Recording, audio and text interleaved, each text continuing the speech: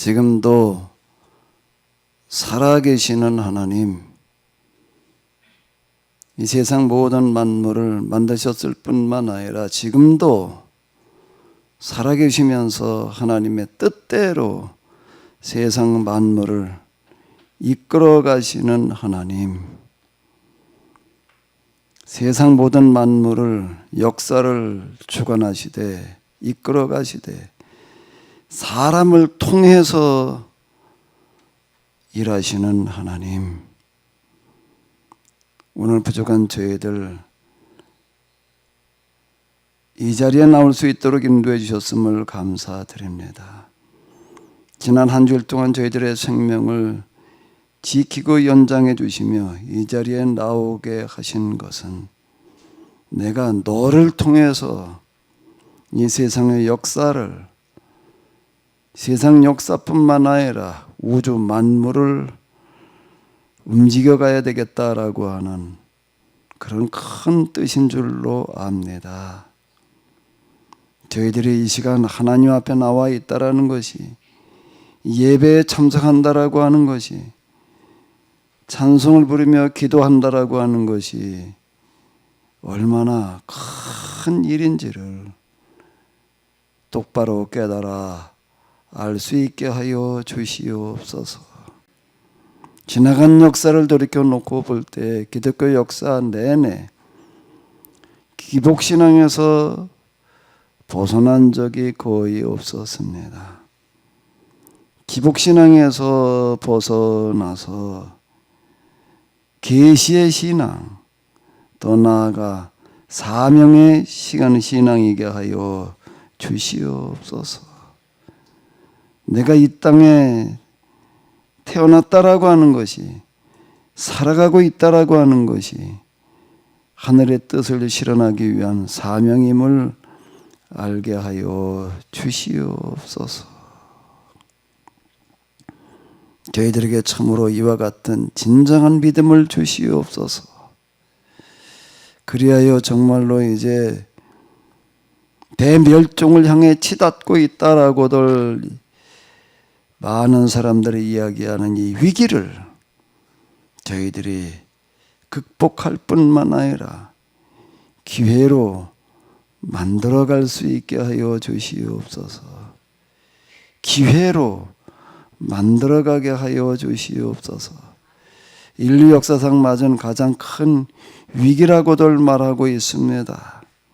위기가 파국으로 끝나지 아니하고 기회가 되게 하여 주시옵소서. 저희들이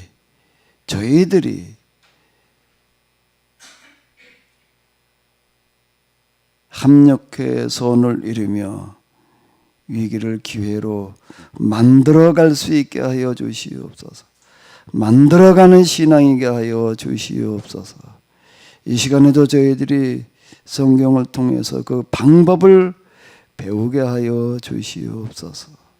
방법을 똑바로 깨우쳐 알게 하여 주시옵소서. 인류 역사 이래로 많은 사람들이 살아갔지만 오늘 지금 이 예배를 드리고 있는 저희들이 가장 큰 일을 맡아 해내야 될 줄로 압니다. 그 일 해낼 수 있게 하여 주시옵소서.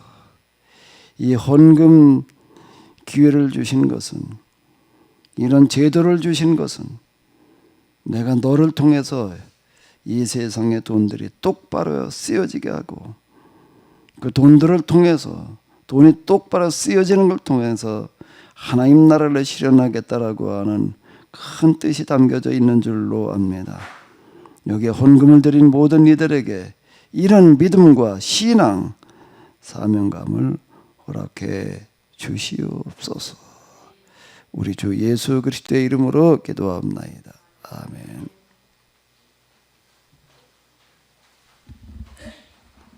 네, 오늘 이 예배를 대면으로 또 비대면 또 이제 녹화를 통해서 들으시는 모든 분들에게 우리 하나님의 크신 은혜가 함께 하시기를 바랍니다. 사무엘하 마지막 장이 되겠는데요. 24장인데 이거 좀 내용이 좀 되지만 전체를 다 좀 읽어봐야 될 것 같습니다. 잘 생각하시면서 좀 읽어주시면은 고맙겠습니다. 주님께서 다시 이스라엘에게 진노하셔서 백성을 치시려고 다윗을 부추기셨다. 너는 이스라엘과 유다의 인구를 조사하여라. 그래서 왕은 데리고 있는 군사령관 요압에게 지시하였다. 어서 단에서부터 브알세바에 이르기까지 이스라엘의 모든 지파를 두루 다니며 인구를 조사하여서 이 백성의 수를 나에게 알려주시오. 그러나 요압이 왕에게 말하였다. 임금님의 주 하나님이 이 백성을 지금보다 100배나 더 불어나게 하여 주셔서 높으신 임금님께서 친히 그것을 보게 되시기를 바랍니다. 그러나 높으신 임금님께서 어찌하여 감히 이런 일을 하시고자 하십니까? 그러나 요압과 군대 사령관들이 더 이상 왕을 설득시킬 수 없었으므로 요압과 군대 사령관들이 이스라엘의 인구를 조사하려고 왕 앞에서 떠나갔다. 그들은 요단강을 건너서 갓 골짜기의 한가운데 있는 성읍인 아르엘 남쪽에서부터 인구를 조사하였다. 다음에는 라스엘 성읍 쪽으로 갔고 그 다음에는 길르앗을 거쳐서 담딜 호시의 땅에 이르렀고 그 다음에 다냐에 이르렀다가 거기에서 시돈으로 돌아섰다. 그들은 또 두루 요새에 들렀다가 히위 사람과 가나안 사람의 모든 성읍을 거쳐서 유다의 남쪽 브엘세바에까지 이르렀다. 그들은 온 땅을 두루 다니고 9달 20날 만에 드디어 예루살렘에 이르렀다. 요압이 왕에게 백성의 수를 보고하였다. 칼을 빼서 다룰 수 있는 용사가 이스라엘에는 80만이 있고 유다에는 50만이 있었다. 다윗은 이렇게 인구를 조사하고 난 다음에 스스로 양심의 가책을 받았다. 그래서 다윗이 주님께 자백하였다. 내가 이러한 일을 해서 큰 죄를 지었습니다. 그러나 주님, 이제 이 종의 죄를 용서해 주시기를 빕니다. 참으로 내가 너무나도 어리석은 일을 하였습니다. 다윗이 다음날 아침에 일어났을 때 다윗의 선견자로 있는 예언자 갓이 주님의 말씀을 말했다. 너는 다윗에게 가서 전하여라. 나 주가 말한다. 내가 너에게 3가지를 내놓겠으니 너는 그 가운데서 하나를 택하여라. 그러면 내가 너에게 그대로 처리하겠다.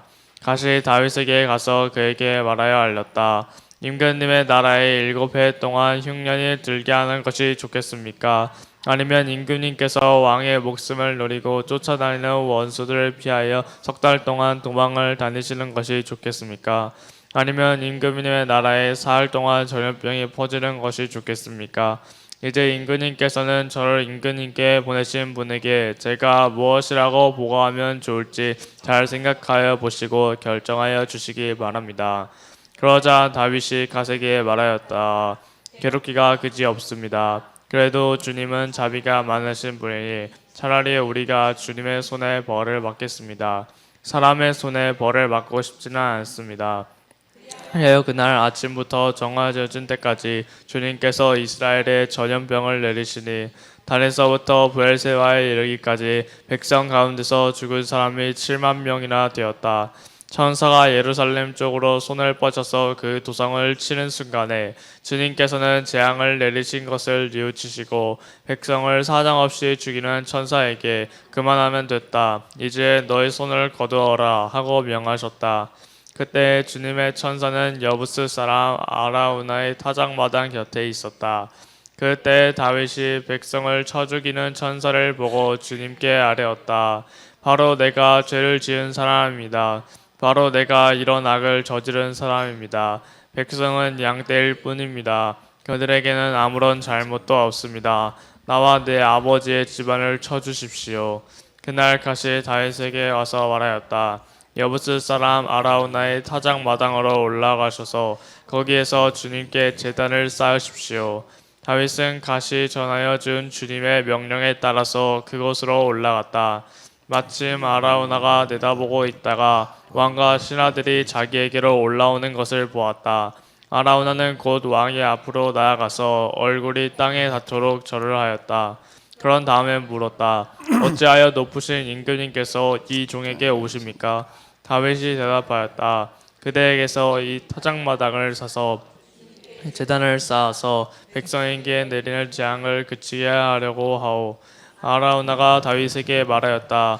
높으신 임금님께서는 무엇이든지 좋게 여기시는 대로 골라다가 제물로 바치시기 바랍니다. 보십시오. 여기에 번제로 드릴 소도 있고 땔감으로는 타작기에 반구자와 소의 멍에가 있습니다. 임금님, 아라우나가 이 모든 것을 임금님께 바칩니다. 그리고 아라우나는 또 왕에게 이와 같이 말하였다. 주 임금님의 하나님이 임금님의 재물을 기쁜 마음으로 받아 주시기를 바랍니다. 그러나 왕은 아라우나에게 말하였다. 그렇게 해서는 안 돼요. 내가 꼭 값을 지불해서 사겠소. 내가 거저 얻은 것으로 주 나의 하나님께 번제를 드리지는 않겠소. 그래서 다윗은 은 53개를 주고 그 타작 마당과 소를 샀다. 거기서 다윗은 주님께 제단을 쌓아 번제와 화목제를 드렸다. 다윗이 땅을 돌보아 달라고 주님께 비니 주님께서 그의 기도를 들어주셔서 이스라엘에 내리던 재앙이 그쳤다. 아멘. 자, 24자 이제 사무엘하 마지막 장이 되겠는데요. 내용을 좀 쉽게 이해하기 위해서 세 번역으로 좀 읽었습니다. 자, 우리가 이런 내용을 어떻게 받아들여야 될지에 대해서 오늘 또 우리 기도를 잘 해주신 우리 최매희 권사님, 전에도 제가 뭐 사무엘 상하를 다룰 때 했던 이야기이기는 한데 좀 얘기를 좀 해줘 보세요.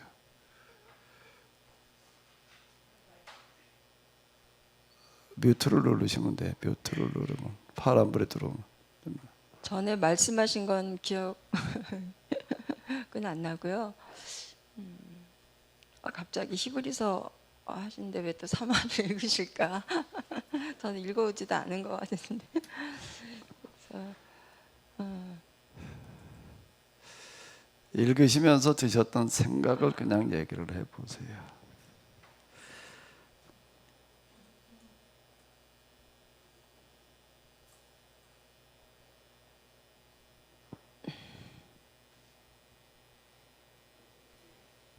인구조사의 의미가 뭐죠? 의미라기보다 의도? 여기 이제 나와 있는데 인구조사를 한다라고 하는 거는 이제 왕권을 강화하기 위한 그런 하나의 이제 이 방책으로 이제 실시를 했습니다. 요즘 인구조사하는 거하고는 조금 이제 이 성격이 이제 이 다른데요. 왕권을 강화한다라고 하는 얘기가 무슨 얘기가 되는 거게 되면 이렇게 이제 얘기를 하는 거예요.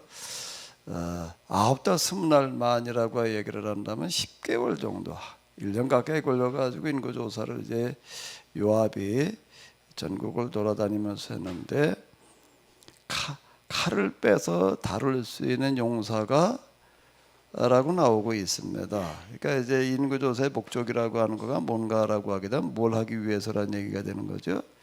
군대를 강화하기 위해서라고 하는 그런 얘기가 되는 거예요. 인구조사를 한다라고 하는 것도 백성들 입장에서는 굉장히 이제 부담스러운 이야기가 되는 겁니다. 그건 왜 그런가 하면 젊은이들은 군대로 뽑아가야지 되는 거고요.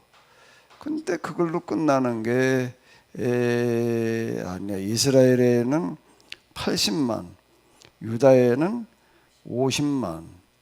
자, 이제 이렇게 구분해 가지고서 지금 이제 이야기를 하는데 왜 이스라엘과 유다를 구분해 가지고 이야기를 하느냐라고 하게 되면은 다윗이 헤브론 지파 유다 헤브론에서 이제 유다 지파의 헤브론에서 왕이 됐다가 이스라엘 지파의 왕이 되는 것은 계약에 의해서 이제 왕이 되었었기 때문에 구분해 가지고서 지금 이제 이렇게 이야기를 합니다. 그런데 100 몇만이 되는 거예요. 130만이 되나? 이제 여차하게 되면은 이 사람들을 다 이제 징집하겠다 이제 그런 얘기가 되는 겁니다. 그 100여만 명 이상을 갖다 징집을 했다. 그걸로 끝나는 게 아니에요. 그 끌려가는 사람들도, 군대를 끌려가는 사람들도 그렇지만은 그 나머지 사람들에게도 어마어마한 부담인 게, 또 무슨 부담이지요? 그들을 군대 나가게 되면은 먹고 자야 되는 거고, 그다음에 또 무기를 하나씩이라도 뭐 좀 만들어 줘야 되고, 이게 또 어마어마한 또 세금이 돼요. 여기에 부가가 돼야 되는 거예요. 요압에게 인구 조사를 해라 그랬더니 요압이 이제 아주 결사적으로 말렸단 말이야. 말리다가 더 이상 안 돼가지고서 이제 할 수 없이 했다라고 이제 이렇게 나오고 있고요.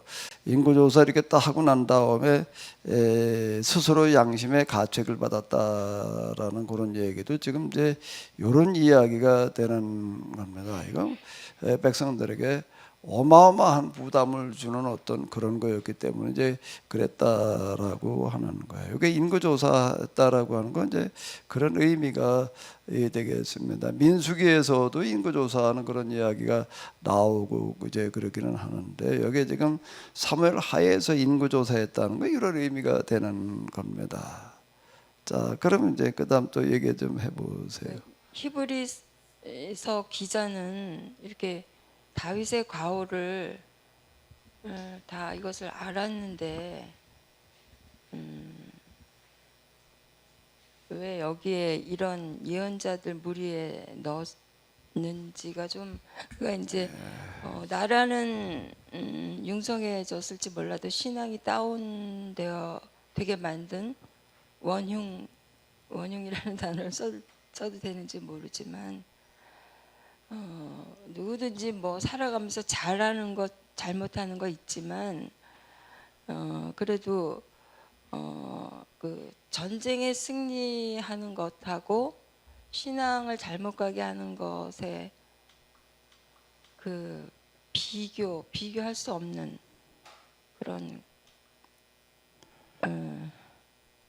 잘못 가게 한 그것이 가장 큰 그 이후 세대까지 망하게 하는 그런 건데, 여기 히브리서에서는 왜 다윗을 집어넣었는지가 좀 그 이제 휴리석 기자한테 좀 물어봐야 될 얘기고요.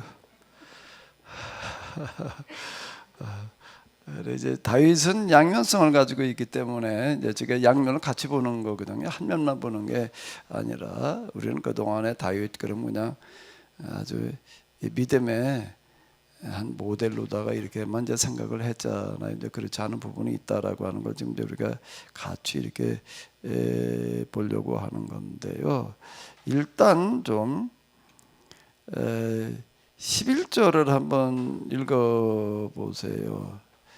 다윗이 다음날 아침에 일어났을 때 다윗의 선견자로 있는 예언자 갓이 주님의 말씀을 받았다. 자, 요 구절을 보게 되면 일단 뭐를 좀 우리가 생각을 해봐야 되지요? 이제 다윗의 계약에는 이제 나단이라고 하는 예언자가 등장을 해가지고서 하나님께서 뭐라고 말씀하셨다는 신탁을 전하는데, 요번에 신탁을 전하는 사람은 누구예요? 갓이라고 하는 이 예언자였는데, 근데 여기서 나단에는 그런 구절이 빠져 있어서 우리가 놓칠 수가 있었는데, 여기서는 지금 갓이 어떤 사람이지요? 누구예요? 갓이요? 갓이 누구지요? 다윗의 선견자예요. 다윗의 선견자라는 이야기가 되는 겁니다. 이게 이제 원문에 들어있는 그런 거거든요. 다윗의 선견자라는 게 무슨 뜻일까요? 다윗의 참모라는 얘기예요. 이건 뭔가 하면 하나님께서 세우신 예언자가 아니라는 얘기가 되는 거예요. 우리 예언자라는 단어가 나오면 똑같이 그냥 하나님께서 세우신 예언자로만 이렇게 생각을 하는데, 구약 성경에 보게 되면 항상 두 예언자가 나옵니다. 거짓 예언자가 있고 이제 하나님께서 세우신 이제 예언자들이 있는데, 그 하나님께서 세우신 예언자들은 이제 그 공통으로 사용하는 말이 있습니다. 뭐죠? 제가 늘 말씀드린 대로 여호와께서 가라사대라고 이제 이 단어를 꼭 집어넣어 가지고 이제 원어로 코아마르 야훼 제가 이제 많이 이야기를 하는데 왜 그런 말을 이건 여호와께서 말씀하신다라고 합니다. 1인칭 화법으로 꼭 이제 이렇게 얘기를 이렇게 했는데 이거는 왕에 세운 그런 예언자들이 하는 말이 아니다라는 걸 구분짓기 위해서 하는 그런 표현이에요. 물론 여기도 이제 보게 되면은 가시 이 당연히 1인칭 화법으로 얘기를 하죠. 너는 다윗에 가서 전해라 그러고 이제 하나님의 말씀 그대로 이제 1인칭 화법으로 얘기를 하고 이제 나 주가 말한다. 뭐 이제 이런 식으로 이제 이게 나가긴 이게 나가는데요. 그러니까 그 당시에도 그랬고 지금도 그렇고 이 거짓 선지자와 참 선지자를 구분한다는 게 굉장히 어렵습니다. 어려워서 이제 좀 혼동을 일으키게 되는데요. 포로기 이전 예언자들은 우리가 지금 잘 알고 있는 아모스, 호세아, 뭐 미가, 뭐 이런 사람들은 그 당시에는 전혀 인정을 받지 못했을 뿐만 아니라 거짓 예언자로 이렇게 따돌림을 당했던 사람들이다라고 하는 겁니다. 누가 진짜 예언자고 하나님의 말씀을 말하는 사람인 줄 알았나면 궁중 예언자들의 말을 더 신뢰하고 따랐었어요. 그러다가 이제 이게 반전이 된 게 언제 반전이 됐다고요? 나라가 망하고 난 다음에 가가지고 비로소 이제 반전이 일어났는데 왜 그런가라고 하게 되면 궁중 예언자들이 얘기한 것과 하나님께서 세우신 예언자들이 얘기한 게 서로 상반됐기 때문에요. 상반된 부분은 뭔가라고 하게 되면 지금 하나님께서 세우신 예언자들은 이스라엘이 지금 계약을 위반하고 있다라고 이렇게 계약 위반죄를 고발을 하는 겁니다. 포로기 이전 예언자들의 글은 다 뭔가 하면 이스라엘에 대한 고발장이에요. 계약을 지금 위반하고 있다. 다시 계약으로 돌아가지 않으면은 하나님께서 이 나라를 틀림없이 멸망시키시고 다시 어디로 돌아가게 하는가라고 좀 출애굽 이전으로 돌아가서 이제 노예가 되게 하신다라고 이렇게 이제 이야기를 하는 거가 포로기 이전 예언자들의 그 메시지의 공통점이에요. 이 부분은. 그런데 이제 궁중 예언자들은 이와 반대로 뭐라고 이야기를 하셨는가 하면 하나님께서 우리와 함께 하신다. 우리에게 함께 하시기 때문에 우리는 결코 망하지 않는다. 이제 이렇게 이야기를 했습니다. 무엇을 근거로 해가지고 계약 위반에다 하나님께서 함께 하신다라고 이야기를 하는가 하면 성전이에요.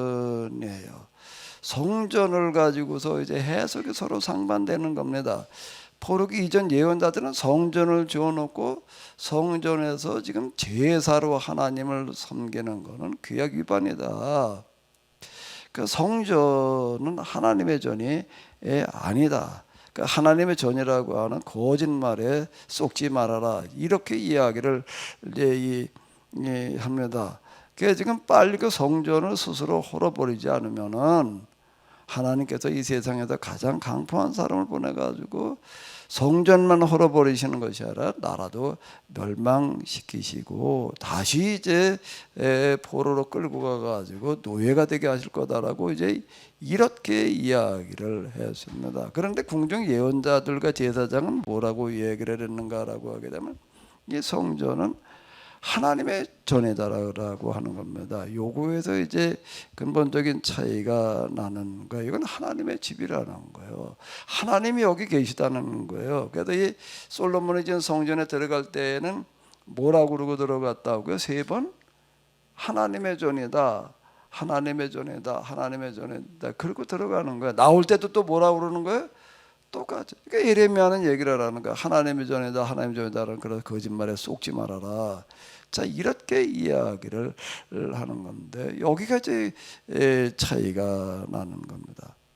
궁중 예언자들에게 하나님의 전이 있기 때문에 여기 하나님이 여기 계시기 때문에 하나님이 딴 데 계시지 않고 여기 계시다는 겁니다. 그러니까 이 성전이 결코 훼손될 리가 없다. 이 성전이 있는 한 이 나라는 망하지 않는다. 이렇게 해석을 하는 겁니다. 그러니까 성전에서 하나님께 드리는 이 제사가 곧 하나님을 섬기는 방식이다라고 이렇게 이야기를 하는 거예요. 이게 서로 상반됐던 거예요. 이 부분이요.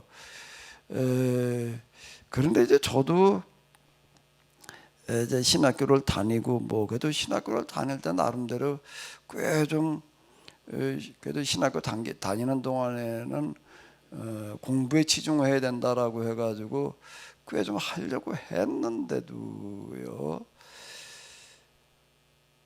제가 학교 다니는 동안도 예언자들에 대한 강의를 그 여러 번 이렇게 이제 수강 신청해서도 듣고 뭐 이제 그러고 하는데 나중에 돌이켜 놓고 보니까 예언자들이 어떤 사람인지를 전혀 몰랐던 거예요. 그리고 제가 지금 말씀드린 것처럼 이렇게 정리가 안 돼요. 이 부분이요. 그렇게 신학교를 다녔어도요. 그래도 구약 뭐 개론 무슨 성서 구약 성서 신학이라고 하는 거가 이제 그게 또 좀 그 중요한 거고 이스라엘 역사 개론 구약 성서 신학 또는 구약 신학이죠 이렇게 부르는데 그런 책들을 가지고 꽤 좀 읽으려고 했는데 또 이게 정리가 안 돼요. 지금 제가 얘기하는 것처럼 이렇게 정리하느라고 나중에 이제 하나님 경험하고 난 다음에 몇 년 동안 정말 몇 년 동안 고시 공부하는 수준으로 해서 이렇게 정리가 이렇게 돼 나간 겁니다. 이게 성경을 이렇게 명확하게 들여다본다는 게 참 생각처럼 쉽지 않은 것 같아요. 이 성전과 성전에 드리는 제사를 어떻게 이해할 거냐라고 하는 거가 바로 그 이전 그 예언자들과 이 궁중 예언자들이 서로 이게 상반된 그런 부분이었다라고 하는 건데, 근데 바로 그 이전에는 사람들이 다 궁중 예언자들의 말이 맞다고 생각을 했던 거예요. 근데 나라가 망하고 난 다음에 가가지고서 비로소 이제 이 우리가 잘못 알았었구나. 이제 이렇게 된 겁니다. 그 신약 성경에도 보면 예수님께서 여러 차례 거짓 선지자들을 삼가라라는 그런 이제 말씀이 이렇게 나오고 있는데요. 저도 돌이켜 보게 되면 그런 구절이 그렇게 중요하다라고 생각지를 않았어요. 그냥 그 거짓 선지자를 삼가라는 거는 저 무슨 신천지와 같은 문선명 같은 이단들 얘기지, 이단들을 조심하라는 얘기다라고만 생각을 했지. 우리 교회 안에서 지금 해석되고 있는 잘못된 성경 해석을 조심하라. 이렇게는 생각해 본 적이 없어요. 이렇게는요. 우리 루터 신학교를 된 게 최 목사님은 가서 그런 거 좀 배우셨나? 루터 신학교 가르치나? 거짓 선지자가 오늘 뭘 말하는 건지 그 당시에도 그랬고 오늘날도 그렇고 뭘 거짓 선지자라고 그러는지를 이거를 이해를 못했던 거예요. 자, 그럼 이제 다시 여기로 넘어와서 이렇게 보게 되면요, 여기 가시라고 하는 사람은 누구라고요? 예언자긴 예언자인데 무슨 예언자라고요? 다윗이 세운 예언자예요. 이거는요. 그러니까 여기 써놨잖아요. 이렇게요. 다윗이 세운 예언자가 있고 하나님께서 세우시는 예언자가 있었다. 그러면 왕이 세운 예언자는 뭘 하는 사람들이라고요? 신탁을 만들어내는 사람들입니다. 신탁을 만들어 가지고, 신탁이라는 건 뭐 하나님께서 이렇게 말씀하신다 이제 이걸 얘기를 하는 건데요. 왕이 하고자 하는 일들을 뒷받침해 주는 사람들이에요. 제사장은 뭘로 그걸 하는가? 우림과 둠빔이라는 게 있어요. 제비뽑기를 가지고서 이제 하나님께서 이렇게 말씀하신다라고 얘기를 하는 사람들이고요. 예언자들은 기도하다가 하나님께서 이렇게 말씀하셨다라고 계시를 받았다라고 이야기를 하는 거예요. 여기 보면 가시 뭘 받았다는 거예요? 주님의 말씀을 받았다. 이렇게 나와 있는 이런 구절들을 우리가 잘 구분해서 이게 읽혀져야지 되는데 여기가 참 이게 어렵습니다. 저도 이런 것들이 전혀 구분이 안 됐어요. 하나님께서 말씀하셨다는데 뭔 소리야? 그런데 제가 지금 와가지고서 어떻게든 이렇게 이제 이걸 다시 뒤집어 놓을 수가 있는가라고 하게 되면은 하나님에 대해서 하나님에 관해서 듣기만 했을 때는 이게 안 보이더라고요. 안 보이는데 하나님을 직접 경험하고 나니까 하나님을 직접 경험한다는 것과 뭐가 같은 이야기가 되는가 하면 하나님의 영이 임하는 것과 같은 이야기가 되는 겁니다.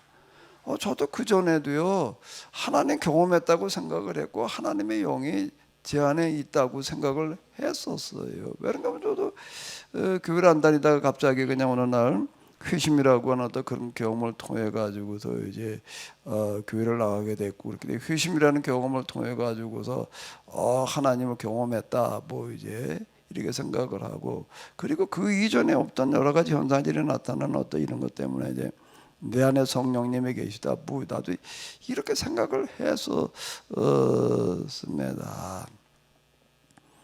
물론 그것도 이제 하나님을 나름대로 경험하고 성령께서 임하시는 어떤 이런 거니까 이제 그 예수님을 그리스도로 고백하는 어떤 이제 그런 일들이 이제 있었겠죠. 그런데 거기다 조금 더 나가서 정말 하나님을 직접 면전으로 경험을 하고 하나님을 면전으로 경험을 하고 하나님의 영이 어떻게 채워지는가 하면 그냥 저는 그냥 감동으로 하나님의 성령이 맞아 감화하신다라고 이제 이렇게 생각을 했었는데 확신을 가지고 하는 정도. 그런데 하나님의 영으로 채워진다는 게 그런 것 말고 여기에 물로 채우듯이 이 컵에 물을 따른 물이 채워지듯이 제 안에 하나님의 영이 이제 그렇게 채워지는 거. 그러니까 악마의 영도 또 마찬가지고 이런 것들을 경험하고 나니까 비로소 하나님의 면전 또는 하나님의 영으로 이게 컵에 물이 채워지듯이 경험을 하고 나니까 하나님이 어떤 분인지를 알겠는 거예요. 이게 좀 비유가 적절할지 모르지만은 바나나라고 하는 게 있는데 전 애들 때 그 무슨 저 이렇게 저 이승만 대통령 때 그 문맹 퇴치하기 위해서 이렇게 책 하나 이렇게 보급한 게 있었습니다. 제가 초등학교 들어가기 전 이제 6살 겨울 때 그 문맹 퇴치 운동을 해가지고 동네별로 모여가지고서 이제 그 저녁마다 공부들을 했어요. 겨울에 농한계. 저도 거기 가가지고서 한글을 깨우쳤어요. 주어머니 따라가가지고서 그 책을 하나 주는데 그거 뭐 읽을 책이 없으니까 맨날 들여다보고 저기다 외울 정도로 외우는데 그 바나나라는 게 나오더라고요. 바나나라는 게 나오는데 바나나를 내가 본 적이 있어요? 없어요? 없죠. 그 그림만 봤어요. 이제 그림도 뭐 칼라도 아니야. 흑백으로 된 거 바나나가 이렇게 생겼나 보다. 그러니까 무슨 노래라는 게 있더라고요. 바나나는 어때? 길어. 그리고 바나나 껍데기가 미끄럽대나? 그저 이렇게 바나나라는 걸 이제 생각을 해보는 거예요. 생각을 하다가 보니까 바나나라는 게 뭐 그렇게 생겼나 보다. 뭐 저 길고 뭐 길이면 기차 뭐 엄청 긴 줄 알았어요. 그리고 뭐 바나나 껍데기 미끄럽단 말이야. 그뭐 밟고 미끄러졌다 이런 얘기를 들으면서 그냥 그렇게만 상상을 하는 거 하고요. 내가 그러다가 바나나를 언제 먹어봤지? 그 바나나라는 거를 아마 여기 군포지방에 허입을 해가지고 얼마 있다가 필리핀을 가더라고요. 필리핀을 가는데 뭐가 제일 먼저 눈에 들어왔을까? 바나나가 테미로 쌓여 있는 거요. 그래가지고서 바나나를 사는데 아예 그냥 그 큰 꼭지를 하나 땄어. 그리고 보니까 뭐 여러 가지 종류가 있는데 제일 큰 걸로다가 걔 이제 여기다 바나나 이제 실컷 먹어보자. 그리고 아주 숙소에 와가지고 침대 밑에다 놓고 이제 뭐 그리고 아마 그때 처음 먹었나 그 전에 맛은 봤었나 잘 기억이 안 나는데 어쨌든 뭐 이제 그랬습니다. 바나나에 대해서 아무리 설명을 해줘도 직접 내가 먹어보기 이전에는 바나나 맛을 내가 이게 바나나구나, 바나나 맛이 이런 거로구나 그걸 알기가 어렵습니다. 하나님에 대해서 아무리 들어도요 이게 뭐 교리로 한 3일째 기도론을 가지고 내가 얼마나 실험을 했었는데 그거 가지고 뭐 저런 논문도 쓰고 뭐 어쩌고 저쩌고 이제 이러고 했는데 내가 하나님을 경험하고 난 다음에 딱 와닿는 게 뭔가 하면 이게 하나님을 내가 전혀 모르고 있었구나. 하나님이 이런 분이라는 거를 몰랐구나. 뭐 하나님은 사랑이시고 뭐 자비하시고 이래가지고 그냥 그런 줄만 알았는데 하나님을 딱 대하는 순간 내가 살아남을 수가 없는 거더라고요. 두렵고 떨리시는 하나님. 일단 다가오는 어떤 이런 거가 그런 거고요. 그러니까 하나님 그저 우리를 저 사랑하시기만 하는 줄만 알았는데 하나님의 영으로 채워지니까 동시에 뭔가 하나님의 마음이 와닿는 거예요. 하나님이 이러이러한 분이시겠지 이렇게만 생각을 하다가 하나님의 마음을 막상 직접 느껴보니까 이게 너무 다른 거예요. 너무 다른 거가 뭔가 하면 하나님의 일단 분노, 통곡과 탄식. 나는 하나님이 통곡과 탄식을 하고 계시다, 눈물 가운데 계시다라고 하는 거를 하나님이 무슨 뭐 그렇게 근심 걱정이 많으죠. 그래 근심 걱정 있는 사람이 하나님 믿으면 어떻게 해야 돼요? 평안해져야지. 하나님은 평안이신 줄 알았어요. 당연히 그래야 될 거 아니에요. 그래야 하나님 믿으면 평안해지지요. 맞지요? 그런데 하나님을 직접 마음을 경험해 보니까 전혀 아닌 거예요. 내가 하나님은 몰라도 너무 몰랐다 이렇게 생각이 됐었는데 하나님의 이런 식으로 경험하고 나서 이렇게 다시 성경으로 돌아와서 그러니까 다시 보였다는 얘기가 뭔가 하면 이런 구절들이 다시 보이는 거예요.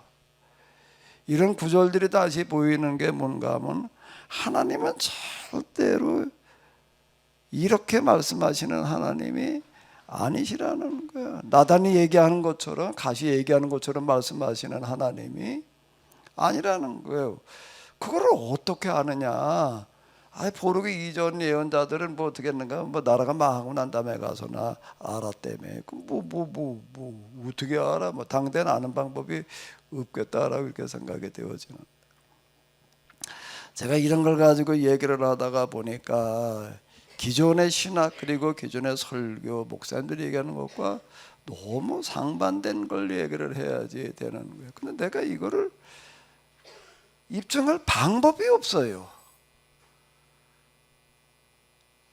내가 책을 쓰면서도요, 그 풋노트라는 걸 달아가면서 이제 각주 뭐 누구도 이렇게 비슷하게 얘기를 했다, 뭐 누구는 어떻게 말했다 이런 걸 달아가면서 좀 얘기를 해야 될 텐데 뭘 각주를 내가 세상 모든 신학자들을 제대로 다 알고 있지 못해서 그렇기도 하겠지만 각주를 달 수 있는 책이 없어요.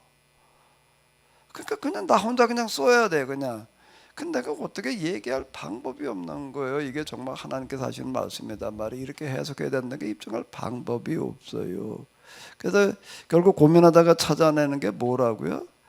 상식이라고 하는 거예요. 상식, 자명한 이치, 원리 이런 걸 가지고 제가 얘기를 하는 거예요. 사물의 원리, 영성의 세계나 이 물질의 세계나 같은 원리가 지배한다. 그러니까 성경을 해석하는데 일단 상식에 맞아야 된다 말이에요. 그래 모순이 되면 안 된다. 비모순의 법칙을 아리스토텔레스의 비모순의 법칙을 내가 계속 이제 강조하는 이유가 바로 이런 건데요. 무슨 얘기가 옳은 얘기인지를 한번 어디 상식으로 생각을 해봐라. 자명한 이치로 한번 좀 따져봐라. 제가 이제 계속 이렇게 지금 얘기를 하는 거거든요. 나중에 시간이 지난 다음에 누구 얘기가 맞았나 한번 두고 보자 뭐 이렇게 얘기하고 끝날 수는 없잖아. 지금 당장 어떡하라고 그러면 뭐 지금 당장 듣는 사람들이 어떡하라고. 제가 이렇게 그 지금 성서 인문학 하면서도 그러는 거예요. 이건 뭐 어디 가서 또 누구한테 물어봐 가지고 확인해 보고 해야 될 필요도 없단 말이에요. 지금 한번 지금 상식으로 한번 물어봐라. 제가 이렇게 자꾸 얘기를 하는 게 지금 바로 그런 건데요. 한번 상식으로 한번 생각을 해봐봐요. 다윗이라고 하는 사람이 인구조사라고 하는 거가 이게 백성들한테 엄청난 부담되는 어떤 이런 거고 뭐 이제 그러고 했는데 다윗이 그런 인구조사를 했다고 해가지고서 하나님께서 어떻게 하셨다는 거예요? 세 가지 재앙을 놓고 선택을 해라 말이야. 그래가지고 다윗이 뭘 선택을 하는 거예요? 3일 동안 전염병 퍼지는 걸로 선택을 해가지고서 어떻게 했다는 거예요? 3일 동안 몇만 명이 죽어나가는 거예요? 7만 명이 죽어나갔다. 이것도 좀 뭐가 안 맞는 얘기야. 아니 다윗이 인구조사를 했다고 그래 전염병이 번져가지고도 그래 며칠 동안에 7만 명이 죽어나가게 하셨다. 하나님은 그런 하나님일까? 이것도 한번 따져봐야 될 문제예요. 하나님이 어떤 분이 따져봐라. 내가 자꾸 이렇게 얘기를 하는 게 그런 얘기인데 아침에 오다 보니까 우리 서기훈 집사님이 뭐라 그러더라고. 우리 교회는 뭐 일사불란하게 움직일 방법이 없대. 서기훈 집사님 왜 그런가 하면 뭐라고 얘기를 하기 때문에 따져보라고 그래가지고 나는 따져봐라 뭐 상식 뭐 원리와 이치 이렇게 얘기를 하는데 어떻게 일사불란하게 얘기가 되냐 말이야. 다 이렇게 얘기를 하고 그냥 하는 게 말씀하시다 무조건 이대로 믿고 따라와라 그래야지 되지 뭐 이제 그런 얘기인데 뭐 맞는 얘기기도 해요. 자율에 맡겨야 되기 때문에 무조건 얘기한 대로 따라와라. 순종에 대해서 얼마나들 얘기를 많이 해요. 순종해라라고 이제 얘기를 하게 되는데 저는 순종보다 뭐랄까 판단을 해라 말이야. 바른 판단을 해라. 이제 이렇게 얘기를 하다 보니까 이제 이게 쉽지 않은 문제에 부딪히는 부분도 있기는 있는데요. 다윗이 인구조사를 했다는 것 때문에 전염병이 생겨가지고서 하루 며칠에 7만 명씩 죽어나간다는 것도 좀 뭐가 좀 안 맞는 얘기고 그 다음에 어떻게 해서 그 전염병이 멈췄다는 거예요? 어떻게 해서 멈췄다는 거예요?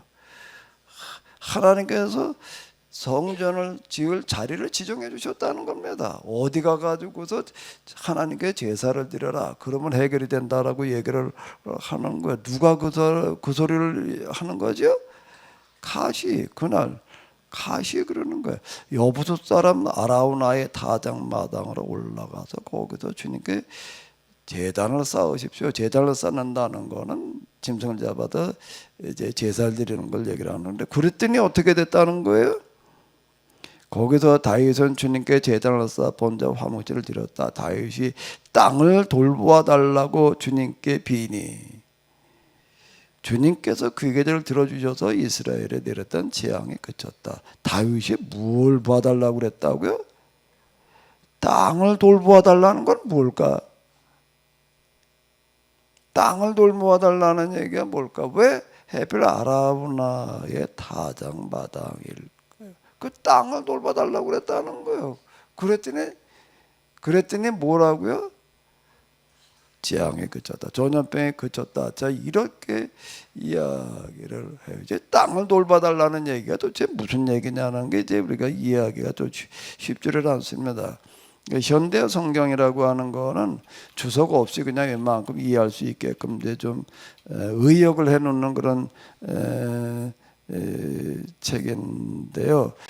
여기 보게도 이렇게 덧붙여 놨습니다. 이건 현대 성경에서 덧붙여 놓은 얘기예요. 이걸 읽어보시게 되면은 아마 조금 더 이해가 되실 거예요.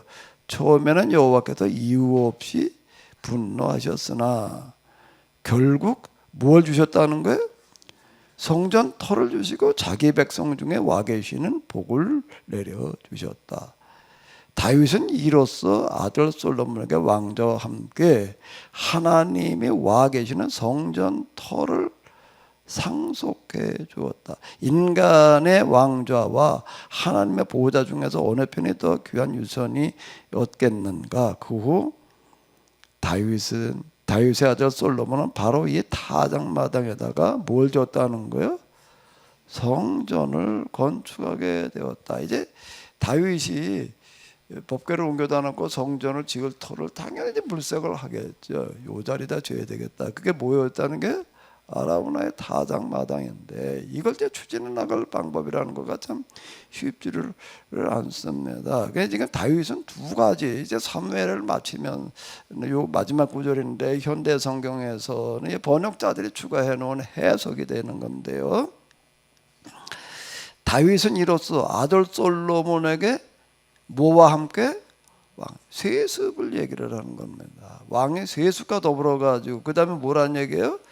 성전 터를 확보했다라고 이렇게 얘기를 해 놨습니다. 자, 이걸 가지고 지금 우리가 다시 사무엘하 24장에 나와 있는 얘기를 이제 다시 해석을 해보게 되면은, 그러니까 이제 이걸 기초로 해가지고 해석을 해보면 뭐가 어떻게 된 거죠? 무슨 일이 벌어진 거예요 지금요?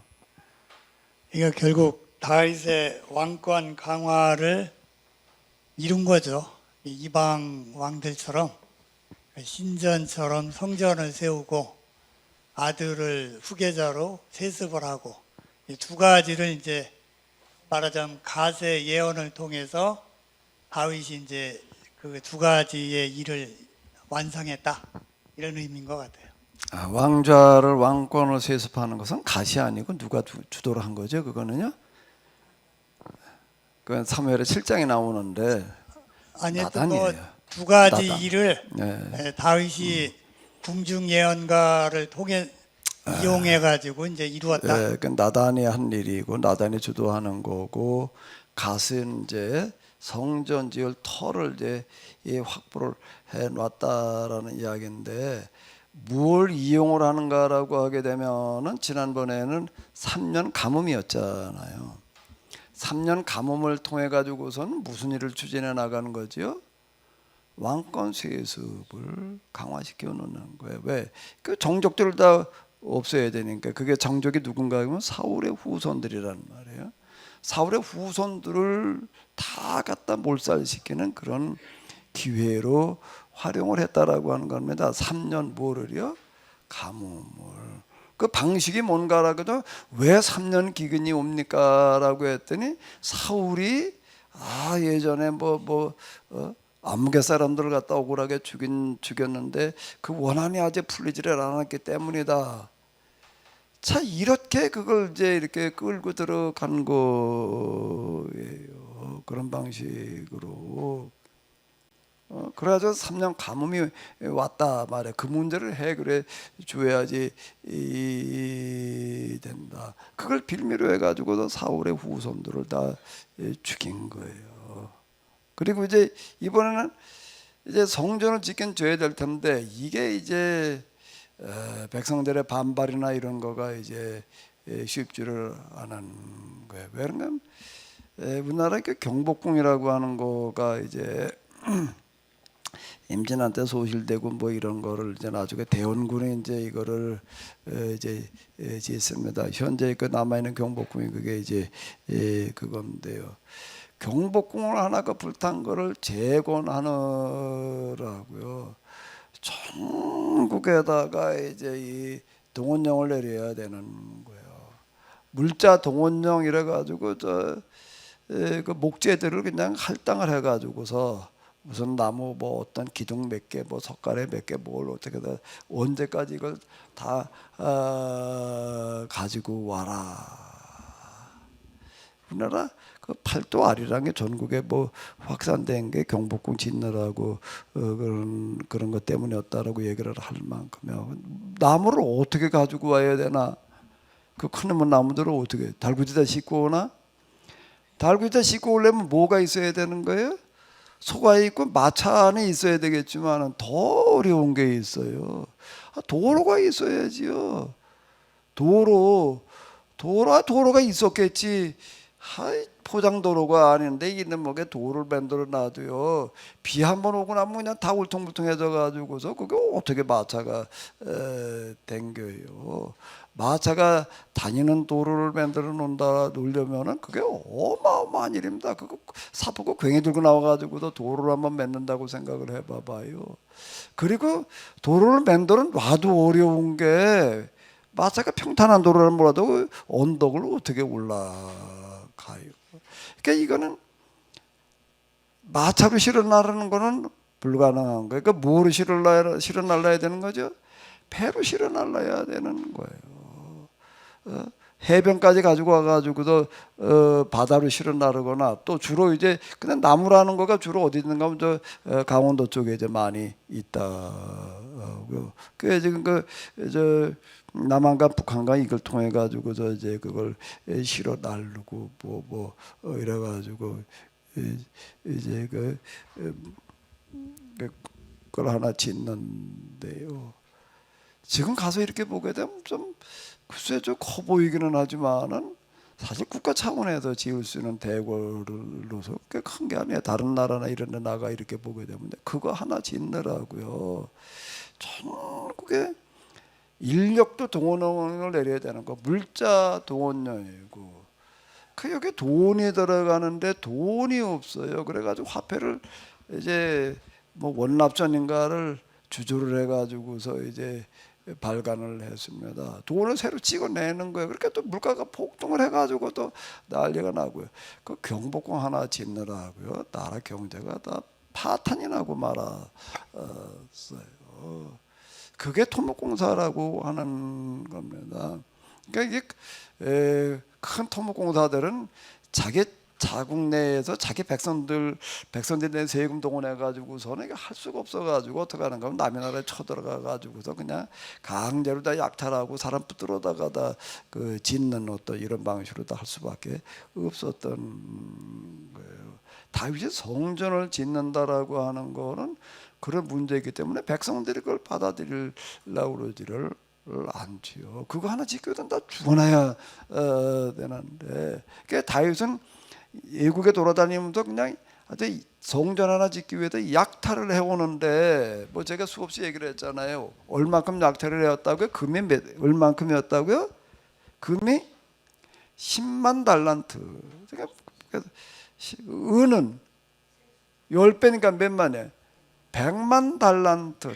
한 달란트가 얼만큼이라고요? 한 사람이, 우리 물건들을 나르는 전문가이죠. 우리 김기현 집사님. 한 달란트가 김기현 집사님 한 짐 짊어지고 갈 수 있는 짐. 세멘트 양회라 그러니까 못 알아듣더라고 지난번에. 세멘트라고 그래야지 알아. 한 포대가 40kg예요. 그걸 한 달란트로 생각을 하면은 될 거예요. 그 전에 60년대 70년대 군대 갔다 온 사람들은 전방에 그 진지들 구축을 하느라고요. 아침 먹고 나가지고서 양이랑 또 못 알아듣나. 세멘트 한 포대 짊어지면 딱 한 짐인 거예요. 그리고 항상 꼭대기까지 올라갔다 오고 내려와서 점심 먹고서 또 한 부대 지고 갔다 오고 뭐 그러고 했다라고 제가 대학 다닐 때 전방 거기 갔더니 뭐 거기서 그렇게 설명을 하더라고요. 그때 이게 60년대 와서 군대 생활하던 사람들에게 등치보다 하루 2포대씩 전화를 나가지고서 뭐 이걸 지은 거다 뭐 이렇게 설명을 해서 자 고생했겠단 말이야. 세멘트만 전화를 내야 되나 모래도 전화를 내야 돼. 물도 퍼올려 가야 되지. 10만 달란트 금이 은은 100만 달란트 돈과 철은 너무 많아가지고서 아예 달지도 않았다. 자 이렇게 이야기를 합니다. 근데 나중에 성전 질 때 이거 가지고서 남았을 것 같은데 모자랐어요. 모자라가지고 어떻게 하는가라고 하게 되면 솔로몬이 성전 짓느라고 갈릴리 지역 나라 땅덩어리를 팔아먹었습니다. 그거 가지고 모자라가지고서요. 그게 고대의 토목공사. 다윗이 이걸 추진해 나가는데 백성들이 당연히 저항을 하죠. 그걸 막기 위한 방법을 별 희한한 방법을 다 찾아내는데 뭘 찾아내는 거예요?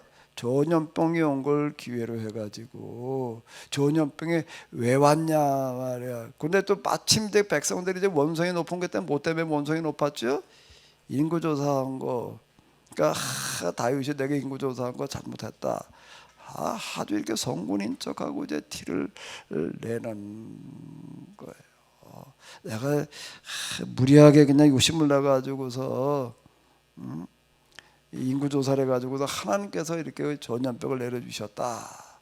자 이제 요렇게 이걸 이제 해석을 해 들어가는 거예요. 이제 그렇게 이용하는 거예요. 그런 방식으로요. 그런데 그걸로 끝나지 않고 어떻게 했다는 거예요? 하나 또 덧붙여가지고서 어떻게 해서 그러면은 이게 멈추는가라고 하게 되면은 그냥 아무 데서나가 아니라 어디서요? 아라우나의 타작마당에서 뭘 드리니까 멈췄다는 거예요? 소를 잡아가지고 제사를 드리니까 전염병이 멈췄다. 자 이래가지고 이제 여기다가 이 자리가 특별한 자리다. 특별한 자리다. 그리고 뭐가 전염병을 멈추게 했다는 거죠? 뭐가요?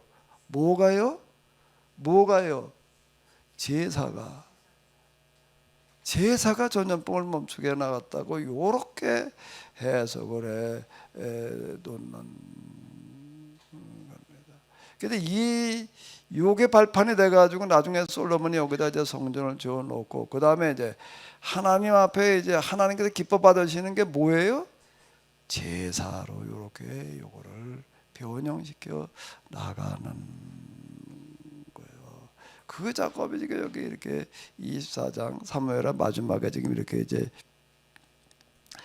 기록이 되어져 있고 이제 그 다음에 열왕기로 넘어가는데 열왕기로 넘어가서 이렇게 보게 되면 다윗이 이제 죽기 전에 솔로몬에게 이제 왕위를 넘겨주고 그리고 이제 성전 지으라고 뭐 이제 그 도면과 아주 설계도까지 다 만들어 놨어요. 물자도 모아다 놓고 설계도까지 만들어 놨는데 이제 다윗 시대에는 백성들의 저항 때문에 이제 진행을 할 수가 없었죠. 그거를 너는 피를 많이 흘려서 안 된다 말에 이렇게 이제 구실을 또 그렇게 찾아내는 거예요. 그것도 다 거짓 신탁이에요. 그렇게 말한 것들도요.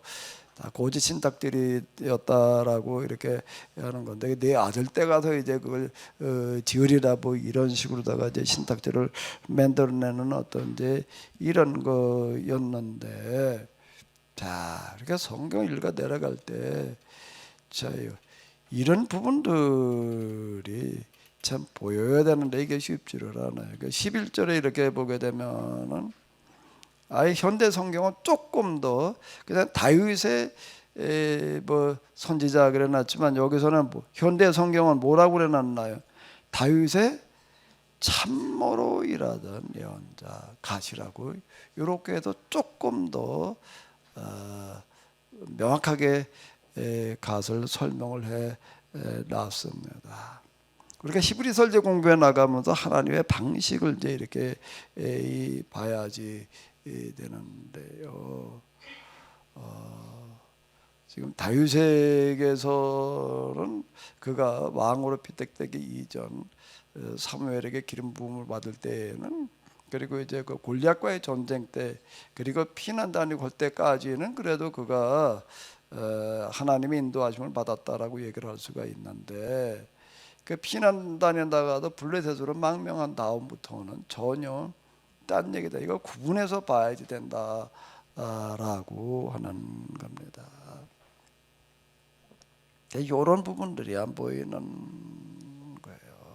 그래서 사무엘 하에 이런 얘기들은 기록하던 당시, 사건 당시에 기록 당시가 있는데, 이건 바벨론에다 기록을 하는데, 이건 그 당시 그 기록을 하던 신명기 예언자들은 기록하기 이전에, 지금의 그 기록으로 남기 이전에, 제가 지금 여러분들에게 설교하듯이 계속 읽어가지고 설교를 한 겁니다. 뭐라고 설교를 한 건가 하게 되면, 우리가 다윗 때부터 신앙생활을 이렇게 잘못해가지고서 우리가 망해서 지금 여기 포로로 잡혀와 있다, 이렇게 얘기를 한 걸 여기다 기록을 해 놓은 거거든요. 그러니까 있는 그대로를 낱낱이 이렇게 이제 기록을 해 놨는데, 근데 이게 이제 자꾸 오해를 불러일으켜 가지고 진짜 가시 하나님의 예언자인 것처럼, 나단이 또 하나님의 예언자인 것처럼 이렇게 지금 둔갑이 돼 가지고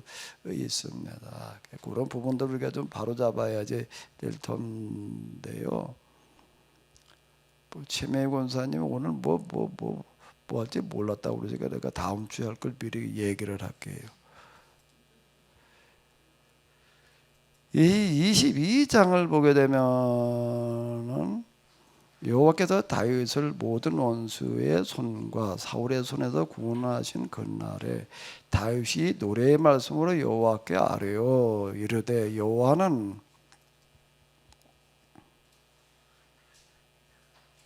자, 이 구절 한번 읽어보세요. 자, 여기부터요. 여기까지만 한번 읽어봐봐요. 여호와는 나의 반석이시요 나의 요새시요 나를 위하여 나를 건지시는 자시요 내가 피할 나의 반석의 하나님이시요 나의 방패시요 나의 구원의 뿌리시요 나의 높은 망대시요 그에게 피할 나의 피난처시요 나의 구원자시라.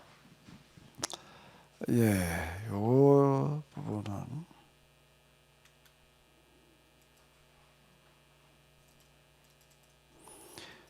뭐하고 똑같은가라고 하게 되면은 시편 몇 편이요? 18편입니다. 거의 똑같아요. 저도 이거 좋아하던 구절이에요. 나의 힘이 되신 여호와여, 내가 주님을,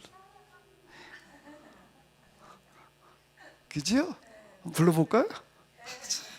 자, 이 구절 가지고서 제가 자주 좋아하던 거 복음송 중에 하나고 이제 그러는데, 다음 주에는요 사무엘에서 마지막으로 이 22장 시편 18편 같은 내용인데요, 이게 도대체 뭘 이야기하고 있는지를 한번 같이 생각을 해보시도록 하겠습니다. 한번 잘 읽어보시고요. 잘 읽어보시고, 다윗의 시가 굉장히 많아요, 시편에. 그중에 대표적인 시 중에 하나가 지금 이겁니다. 이걸 우리가 어떻게 이해를 해야 될지, 이런 시편을 어떻게 받아들여야 될지를 또 한번 같이 보시도록 하겠습니다. 자, 혹시 일부 예배기는 하지만은요, 오늘 제가 24장을 다루는데요, 자, 혹시 하실 말씀이 있으시면은 좀 하십시오. 이따 오후 시간에 물론 또 한번 다루기는 하겠지만은요.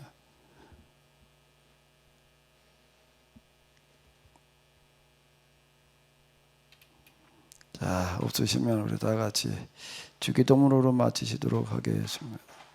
하늘에 계신 우리 아버지여, 이름이 거룩히 여김을 받으시고 나라의 마옵시며 뜻이 하늘에서 이룬 것 같이 땅에서도 이루어집니다. 오늘날 우리에게 일용할 양식을 주옵시고 우리가 우리에게 죄전자를 사하여 준 것 같이 우리의 죄를 사하여 주옵시고 우리를 시험에 들게 하지 마옵시고 다만 악에서 구하옵소서. 대개 나라와 권세와 영광이 아버지께 영원히 있사옵나이다. 아멘. 예, 수고 많으셨습니다.